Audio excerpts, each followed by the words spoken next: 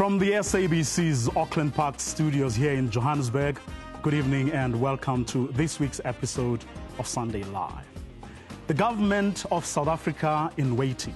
That's how the official opposition, the Democratic Alliance, now describes itself. Over 1,500 DA delegates drawn from all over the country met in Gauteng this weekend to discuss how they can achieve what many people believe is impossible. With a projected budget of 155 million for this year alone, the DA says it is more than ready to take on the ANC, beginning in the most powerful and richest province in South Africa. Gauteng is ready for the taking, as early as 2014, the DA says. Well, the DA's Manga own Mangawung, so to speak, ended a few hours ago. And here to discuss what went on at the DA's Federal Congress is the re-elected leader of the official opposition, Helen Zille. Now, our SMS line is, of course, already open. The number is 34065. That number again, 34065. Our email, sundaylive@sabc.co.za. Our Facebook page, Sunday Live. The DA is not a racist.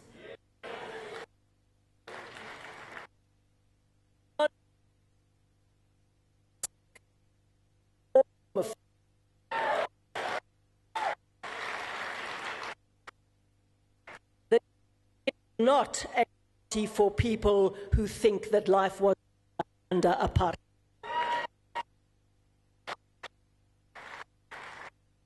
And we are not a white party or... Seems to be a bit of a problem with that tape. Well, Premier, you felt the need, as that tape would have shown us. A pity we can't play it, but hopefully we'll get back to it. To state it unequivocally what the DA is not. Why was that foremost in your mind? Well, it's very important for the DA to say what we are. And in defining what we are, we also need to be very clear what we are not. We are not a party for people who believe life was better under apartheid. We are not a party for racists. We are not a party for sexists or homophobes or xenophobes. We are a party for everyone in South Africa who believes in one nation, one future, who is completely committed to non-racialism and the Constitution and the other values in which we are grounded. And we believe that if you add all those people up in South Africa, we are the majority.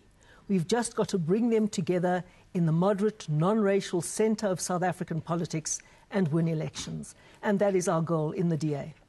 Now, is this perhaps, is it not because the issues you touch on, sexism, life was better under apartheid, whites on apartheid, isn't that because from all the criticisms that the DA has received, people still believe that it is a racist party, is it a whites-only party, that it is a sexist party, demonstrated perhaps more clearly by how your own provincial cabinet in the Western Cape looks? Well, let's look at it this way. The DA has a woman leader. The DA has a woman parliamentary leader.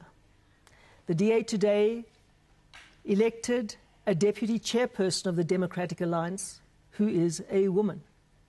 We have a woman leader of the Free State Province, Patricia Kopane, and a woman who is the chairperson of that province. And so I can continue. At every level of the party, strong women leaders come up and they do their thing, as compared to the ANC that this year celebrated its centenary and hasn't once yet in its entire history. But does that mean that having women leaders in Parliament, yourself being a woman and a woman deputy chairperson and women leaders in the other province, does that exonerate you? In other words, does that mean it's okay for you to have an almost men-only provincial cabinet in the Western Cape, the only province that you are running? Okay. We've been through this so often, and it goes back to 2009. In the DA, we give everybody a free choice as to which list they would like to stand on, provincial or national. And the truth is that many of our very experienced and strong women wanted to stand on the national list and go to the national parliament. When I put together a cabinet in the provincial parliament, I have to look at the 22 DA people who got elected. I have to look at the extraordinarily difficult job of turning the province around after years of mismanagement by the ANC. And I have to find 10 people who will be able to do that. But do you not feel an obligation? Do you not feel an obligation in the interests of your own party, in the interest of how your party is being seen by broader South Africa? Yes, you may have explanations. Yes, your own members and your fellow leaders may understand why things are as they are. But for all those people whom you want to bring to your party, whom you want to see what you stand for, do you not feel that it's necessary to actually show that you are indeed a non-sexist party and prove that and show that to everybody in everything, everywhere you are? What we really have to do is show our values and principles in government. We are not a party of quotas. We are not a party in which anybody, for a tokenistic reason, is put into a position. I certainly hope that no one in the DA voted for me as leader because they had to get some kind of gender balance right. I hope they elected me because they believed at the time that I was the person who could best do the job. And I'm very humbled by my re-election unopposed. So we are a party that opens opportunities for everybody. And if people use their opportunities, they can go very far in the Democratic Alliance. We're not a party of manipulating outcomes. We're not a party that says, OK, now we're going to add up how many of this colour, this race, this gender, this religion, this ethnic group, and put things together that way. Because what we say is, what is the outcome we want? We want to be really good in government. We want to be really good in opposition. And you know what, Will? Despite the fact that our opposition, the ANC, only does gender and racial headcounting, they are going backwards and we are going forwards. Well, so clearly South Africa's maturing as a democracy, and they're looking at the value we add irrespective of what colour we are, irrespective of what gender we are, and that is why the DA is growing phenomenally, and it is the only party that is in South Africa today. Okay. I want us to go back to something else that you said at the opening of the Congress yesterday. Can they work the tape? Okay, we seem to have a problem with that particular tape as well. Now, just ask me the questions now, and I'll be fine. I want us to then go, which is what that tape was going to get into. The Western Cape is a province that you say has been better run previously than other provinces. In other words, better run by the DA, yes. You did inherit a better run province, from what you said, like previously. Now, what have you done in the time that you have been fully in charge? What have you done concretely to show South Africa that when you move to Gauteng, as you say you're going to be able to do, you are actually going to do better in Gauteng than the incumbent party has done? Well, you know, the Western Cape has grown percentage-wise more than any other province in terms of population. The census showed us that very clearly. And despite the fact that we've had very significant population growth, we've remained ahead of the curve on service delivery, over 90% for all the core services. Very, very important. Now, let's look at what provinces have to do under the Constitution. That is where we must start. Okay. The province's real powers are in education and in health.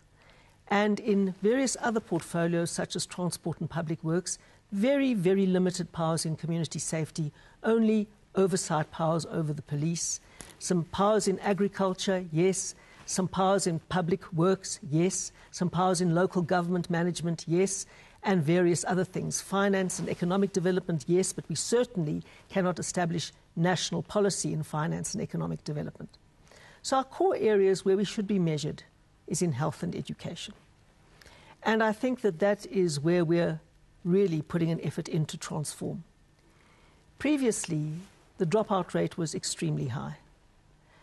Now, in part, I think many pupils were discouraged from continuing to matric because schools were worried that those children would negatively affect the matric pass rate because they were unlikely to succeed.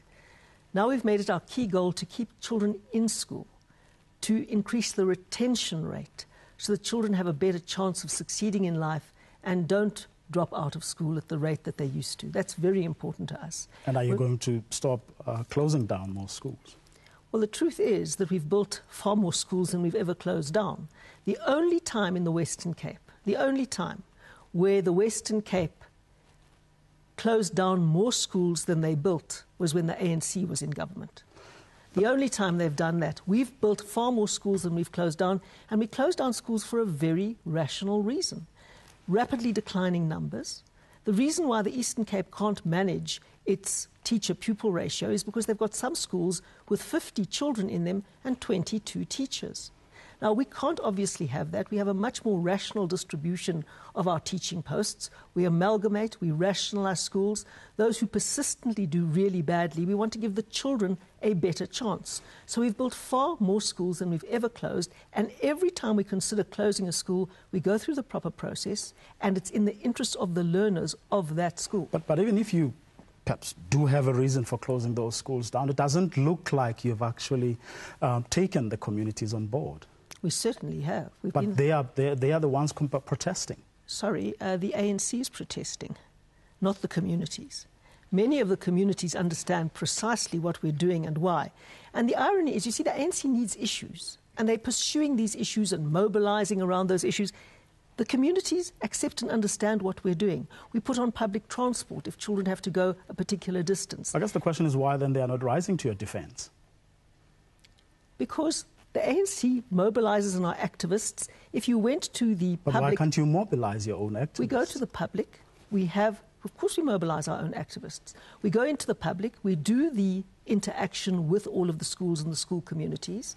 And in the past we've closed schools. The ANC has never made a fuss of it. You see, the hypocrisy is that the national minister says it is policy to close down non-viable schools. That's Angie Motshekga. She says that it's their policy. In the Free State, they've closed down 500 schools. In the Eastern Cape, they've closed down 600 schools. When we do 20 in the Western Cape, it becomes a big opportunistic issue because the truth is the ANC's got nothing left to fight us with. Okay, we're going to take a quick commercial break. Well, one of the reasons, of course, that the DA today believes it's a government in waiting is the track record the party reckons it now has from governing both the province of the Western Cape and the city of Cape Town. But is the DA's Western Cape delivery record as good as the party would have us believe? That's what we're looking at, continuing to look at after this short ad break. That Cape Town is more unequal than other South African cities. This is not true. Dis eenvoudig nie waar nie. Last year, the United Nations published a report called The State of World Cities. And it shows that there is a smaller gap between the rich and poor in Cape Town than in any other South African city.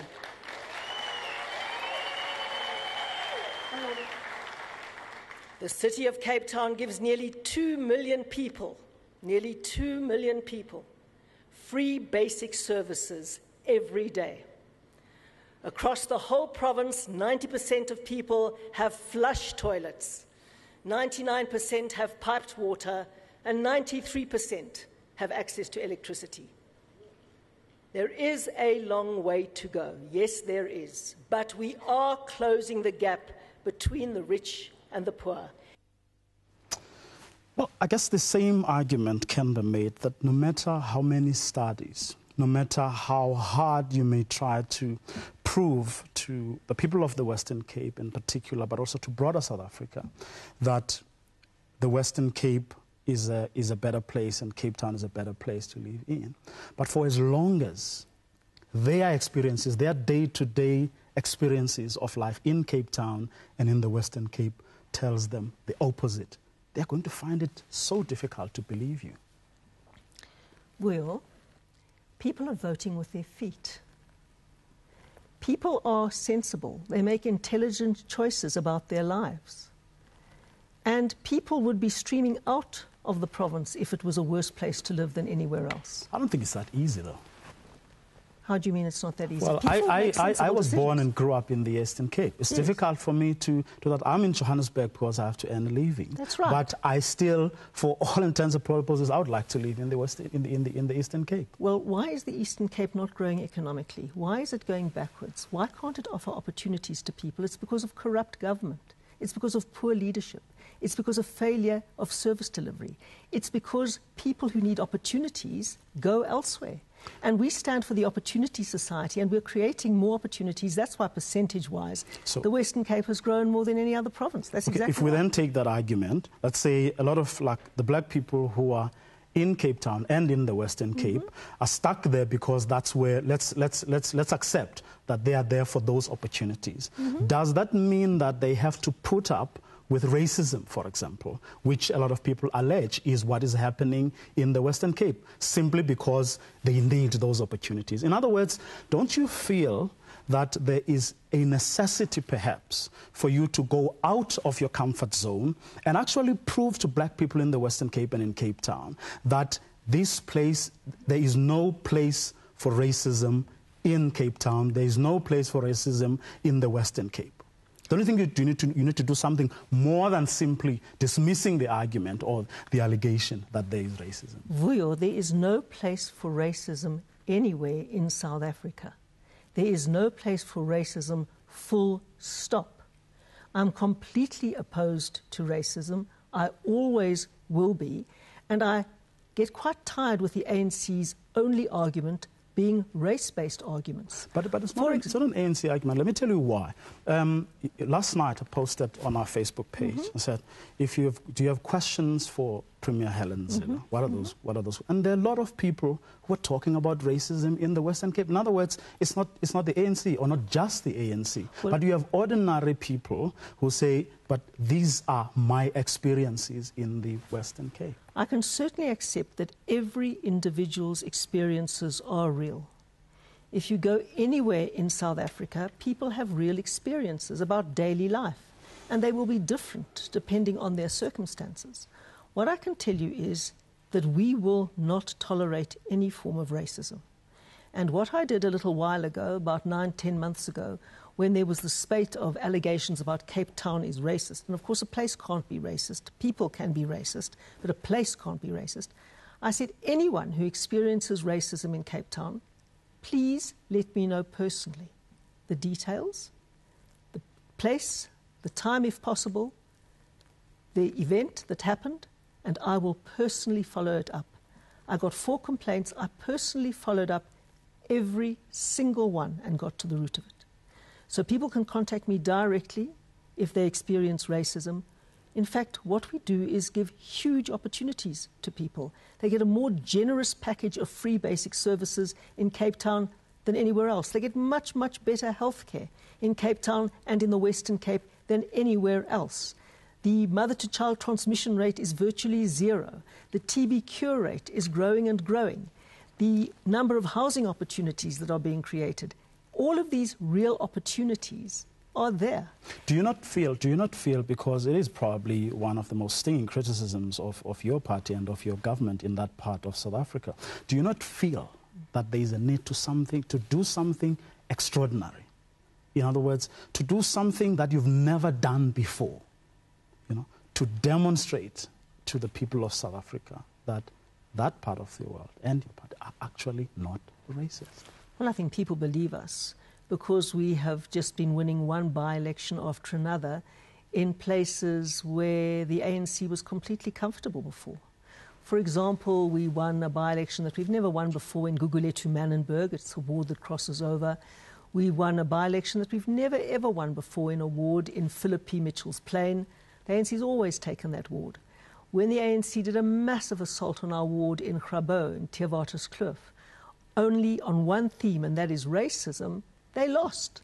So the point is the people, and the majority of the people, and a growing number of people in the Western Cape, do not believe we're racist. But do you not think that there's a limit to how far you can take that argument? In other words, for now, if we look at what analysts who have looked at your performance over the years say, you've only been able to take from the other opposition parties, and perhaps for people who are much younger and new voters and so on. But you've found it difficult to actually penetrate what is traditionally the stronghold of the ANC, and perhaps that is the explanation. The explanation is what you keep on denying. That is, in fact, making it difficult for you to penetrate those areas. Well, I think any analyst that says we haven't penetrated the strongholds of the ANC is getting things very wrong. We've won wards that are 100% black. We have grown from 2 councillors in the old Transkei to 26. We nearly took the Nelson Mandela Metro. We've just won an SRC election in the Nelson Mandela Metro University. But you're depending on COPE to do that. With 75%. 75%. That's our majority in the Nelson Mandela Metro SRC elections in that university. Okay. In place after place after place, we are making massive inroads in ANC strongholds. We get more votes from black South Africans in Soweto than any black-led opposition party does. Okay, we're going to take a quick commercial break. Well, still coming up, lots of questions that some of you posted on our Facebook page. We'll, of course, get the Premier to answer some of those questions. But before we get to those questions, we're first going to discuss the Western Cape's perennial problem of drugs and gangsterism.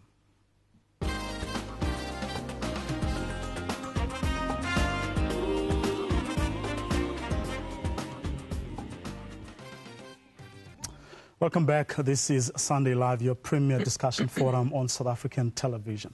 Tonight we're talking to the re-elected leader of the Democratic Alliance, the official opposition, a few hours after the conclusion of their federal Congress. Now, the problem of drugs has been with the Eastern Cape for as long as all of us can remember. Do you have a plan? Yes, we certainly do have a plan. That's why we've opened many more drug rehabilitation centres to deal with the aftermath. But we also have a plan to make it much more difficult to get the base ingredients of the drugs. Just in the last President's Coordinating Council, I moved that certain base ingredients be increased as schedule available medicines over the counter so that they can't get them anymore and make them.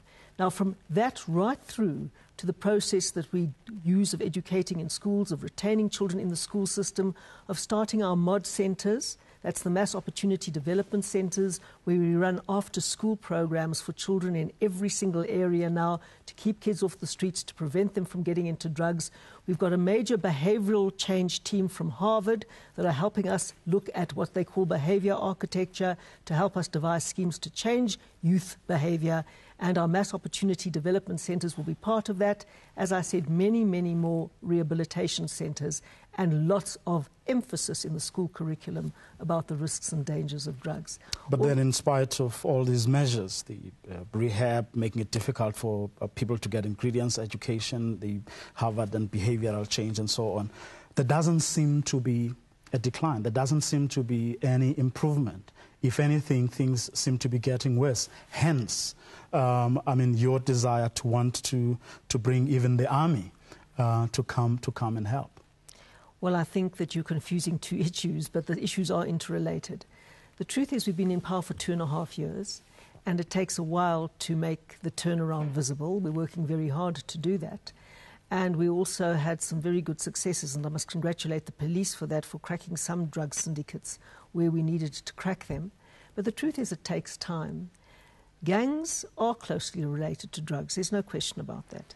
And gangs have been a culture of Cape Town for literally centuries. And it's a great challenge, especially when families aren't functioning as well as they could, to keep young men especially from joining gangs and being part of gangs. And so that is a very major challenge that we face. I called for the army to come in when we had 2 very severe spikes of violence, one in Lavender Hill and one in Hanover Park. And we find that we have those spikes of violence often when a gangster is released after a prison term. And then they go out and their gang seeks revenge or tries to kill off witnesses in trials. And so you'll have a large number of people dying on both sides.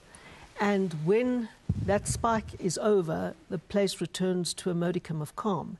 But to prevent those killings, it is incredibly helpful, and we've done it before, it wouldn't be the first time, to have the army patrolling the streets at the request of the SAPS, so the SAPS can do what they have to do, which is investigative policing, to get the evidence and to put the drug lords into jail. But then the experts argue that if you bring in the army, then there's going to be a decline. But as soon as the army leaves, there's a spike again. So it doesn't really resolve the problem. Which experts view? Well, the ISS, people from the ISS, for instance, have made that argument, that has in fact been the trend. Well, it's worked every single time. Every single festive season, for example, we have the SANDF to help us. And every single time, it really keeps crime levels down. Now, what is the SANDF doing that is so critical that they cannot come in to support the police in exceptional circumstances? And I would never ask for it in anything but exceptional circumstances. When people are getting killed in key places like Hanover Park and Lavender Hill and many others, the SANDF patrolling helps the SAPS do their job of investigative policing and putting the people in jail.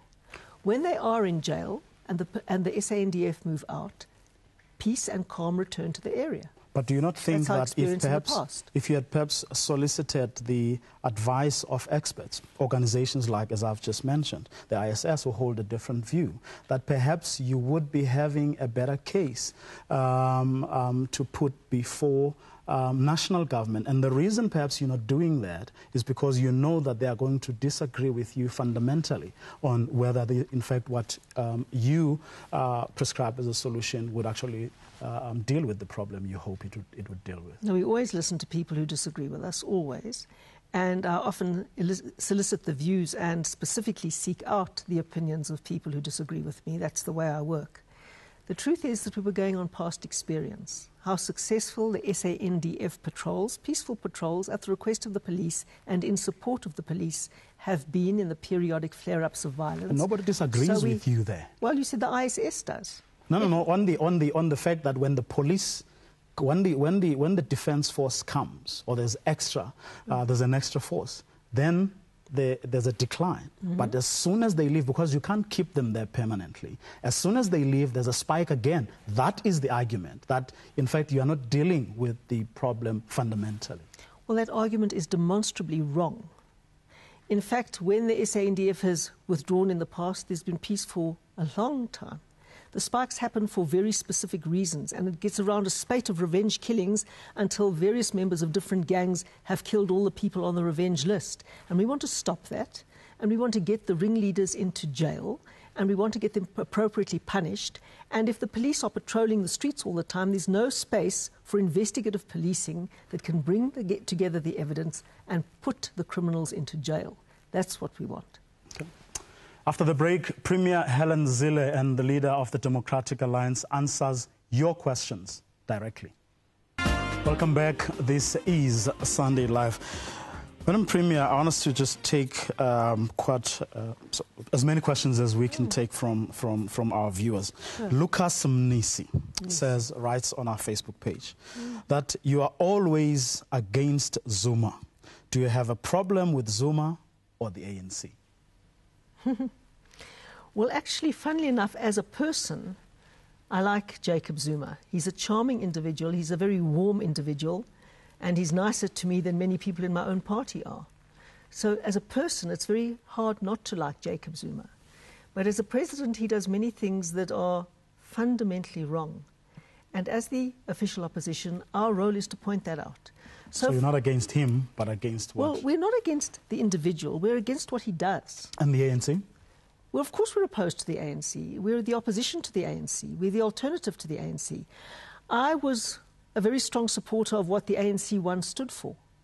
Non-racialism, constitutionalism, corruption-free government. Yes, absolutely.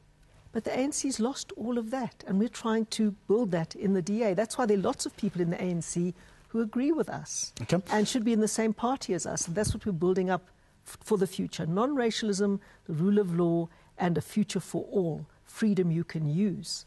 Is that why you perhaps appropriating a lot of the struggle heroes who incidentally happen to be ANC founders and stalwarts like Nelson Mandela, like Walter Sisulu, and so like Helen Zille, like Steve Biko.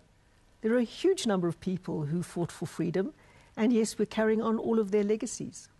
Would you have joined the ANC at some point in the past, before you became leader of the DA? Mm-hmm. In the 1980s, I was a strong supporter of the ANC.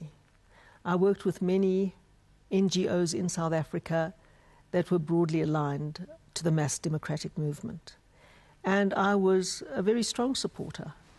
In the early 90s, I realized that the ANC was either going to become a Marxist organization or it was going to become a racial nationalist organization.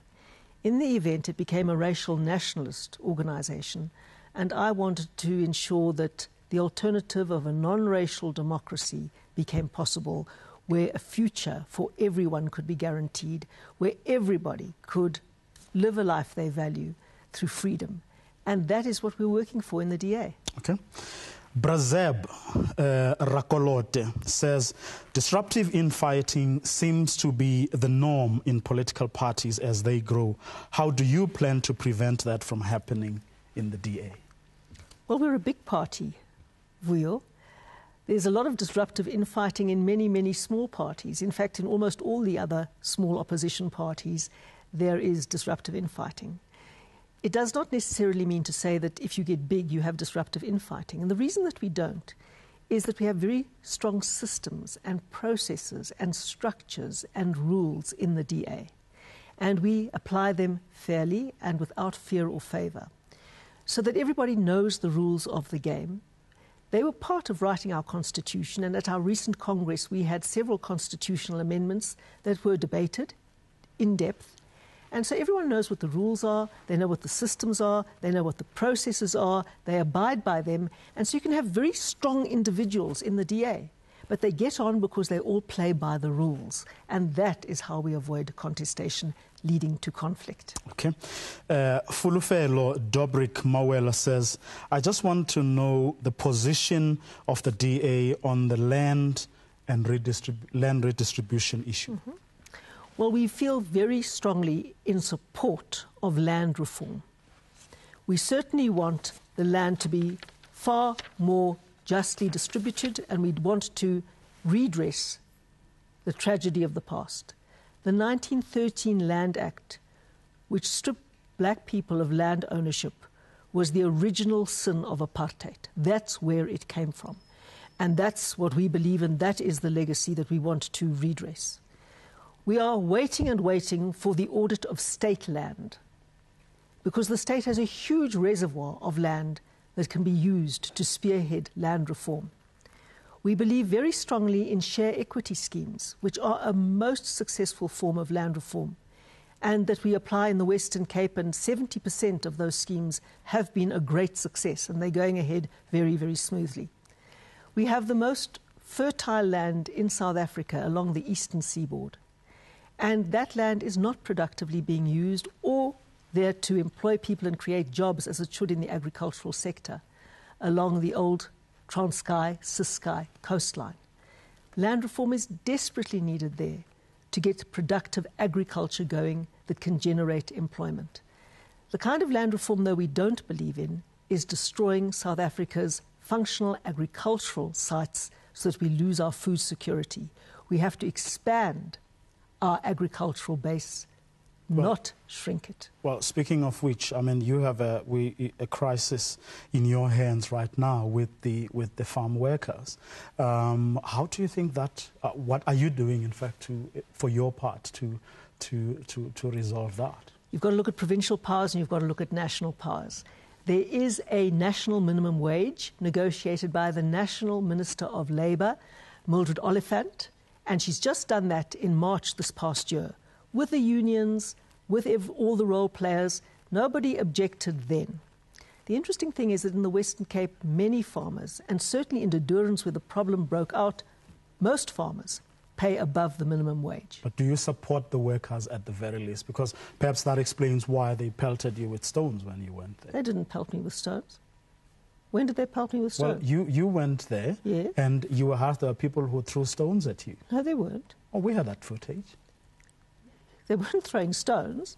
We had a very good meeting from door to door. Then I went up onto the bridge, then I went out and spoke to people. Then a small number of people started toying and making a noise, and the issues are quite different from the way it was portrayed. Let me explain this to you, Vuyo. The issue in De Doorns really centres on the fact that in the picking season, or in the grape design season, where they actually shape the bunches of grapes, many, many seasonal workers come. So there's a divide between seasonal workers and permanent workers. And many seasonal workers come, and precisely because the De Doorns farmers tend to pay more than the minimum wage, many people come as seasonal workers. Zimbabwe workers now have the amnesty, so they're allowed to work and they do work.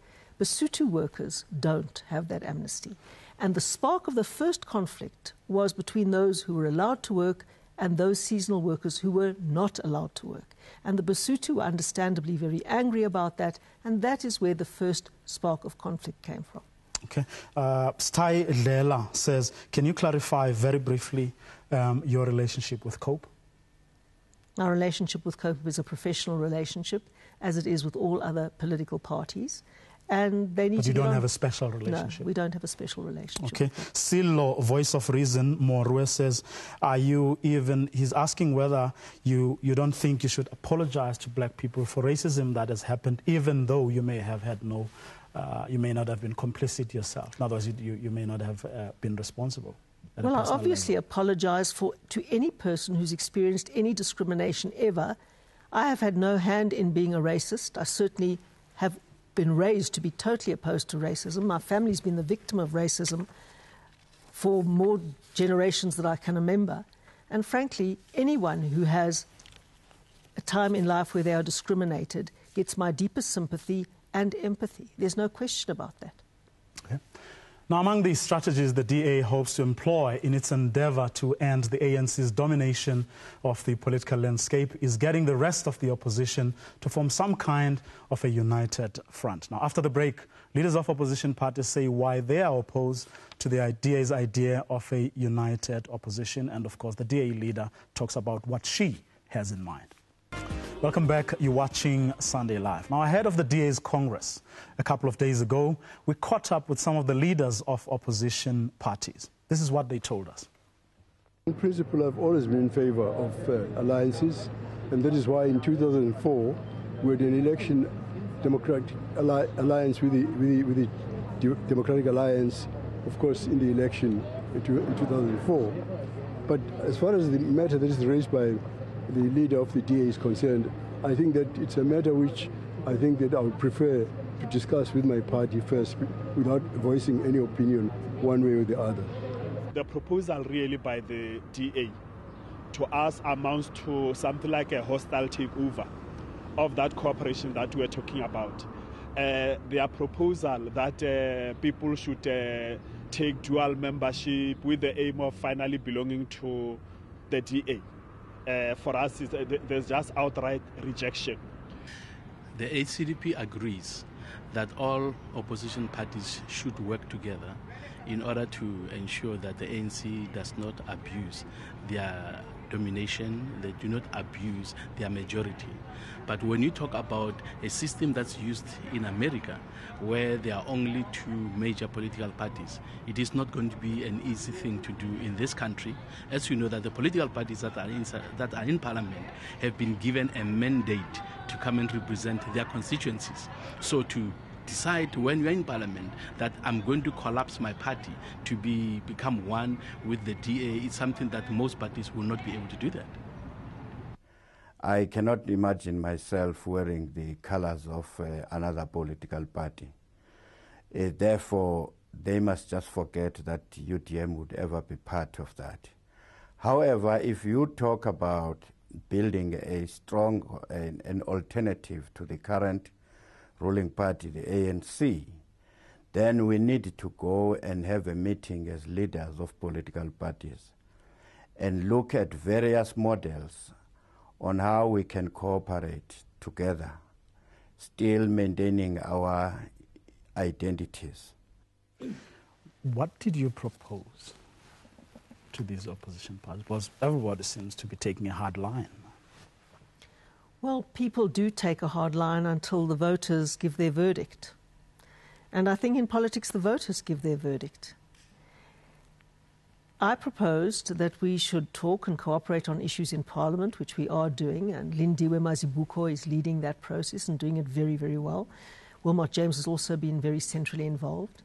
I'm certainly not looking to bringing all political parties in opposition together with all their public representatives. No, that's not what we're talking about. We're talking about bringing people together across the political spectrum at the non-racial centre of politics to defend the values that I spoke about. Economic growth, jobs, non-racialism, redress of the past. I don't think they disagree with you there. Yes, but we've got to have a vehicle that can win an election. It doesn't help to be in opposition all of the time. It's good to be a good opposition, and we're a very good opposition. But you have to be able to be a party of government, and we're the only opposition party that can be a party of government because we're the only opposition party that can win elections and that is winning elections from the ANC. But then clearly the other political parties are not going to accept that. Do you think you are going to be able to meet them halfway at least? Well, they don't have to accept it. They really don't have to accept it. I've made an offer to them. We are the champions of the realignment of politics. Patricia de Lille accepted our offer. She's now our mayor of Cape Town, doing very, very well.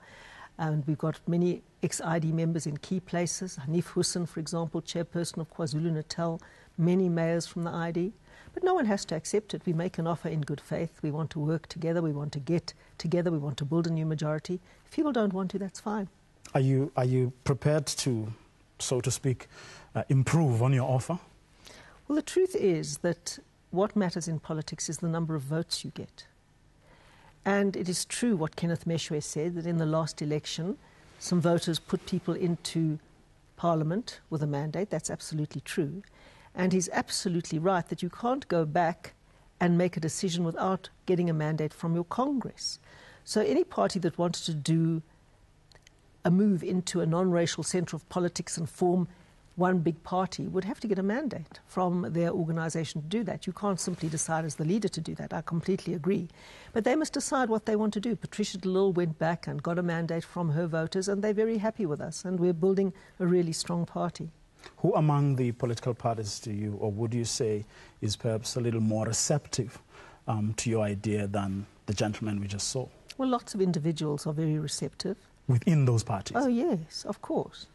Are you? You see, the interesting thing is that people have different views, and in a divided party, people have very different views. I mean, we've just seen Nosimo Balindlela, the former ANC Premier of the Eastern Cape, come to us. And can you imagine the former Premier of the Eastern Cape actually accepting to organise at grassroots level for the DA in the rural areas of the old system? That has in fact led to another speculation that perhaps Terra Lekota, the leader of COPE, may just be considering a deal with you. Are you at all speaking to Terra Lekota about any possibilities? I speak to everyone all the time. People inside politics, people outside politics. I speak to them all the time about my passion for making democracy work for everyone in South Africa. Madam Zille, thank you very much for coming to our program this evening, and all the best. And congratulations on being re-elected the DA leader once more. Thanks very much. Well, unfortunately, that's where we're going to leave it for tonight. Please do join us next week. In the meantime, you can visit our Facebook page, even if it's just to like it. Up next here on SABC 1 Mzansi, for sure, is Zindaba, and that's where, of course, you will get the latest on the DA's election that went on this morning and whose results were announced this afternoon. Good night.